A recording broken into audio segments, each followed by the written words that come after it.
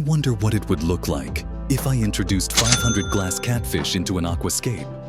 This is a video I recorded 4 years ago during a trip, and today I will try to recreate my dream as realistically as possible.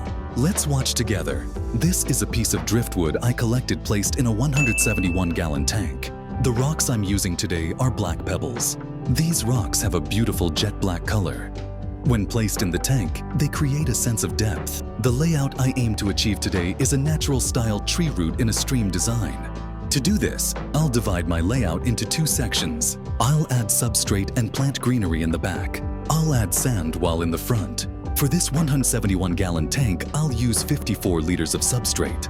I'll mix yellow sand and white sand, creating a slightly darker tone in the foreground. I'll also cover the substrate with a layer of sand to prevent the nutrients from spilling into the foreground. After arranging the rocks, spreading the substrate, and layering the sand, I'll use smaller black rocks to fill gaps in the layout.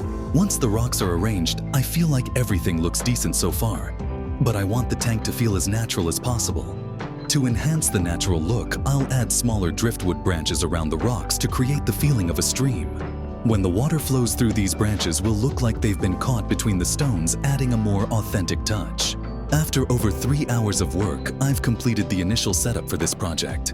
The next step is planting. For this tank, I'll use a plant species called Nymphea lotus. Do you know why I chose this plant as one of the main features for my tank? It's because the leaves of Nymphea lotus spread out when they grow above the water surface. The cryptopterous fish I mentioned earlier will swim below this canopy in schools, creating a breathtakingly beautiful scene. This would be truly majestic with me. Aside from Nymphea lotus, I'll also plant species like Microsorum terapus, Java fern, Hydrocotyle Cypthorpioids, Areocolon sp Vietnam, and several other plants. After completing the setup, I'll fill the tank with water, add beneficial bacteria, and start cycling the tank. Here's the result of my work.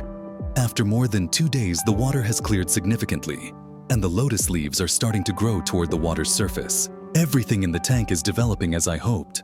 I'll wait another week before introducing the fish. Be sure to watch my upcoming videos to see how this tank evolves.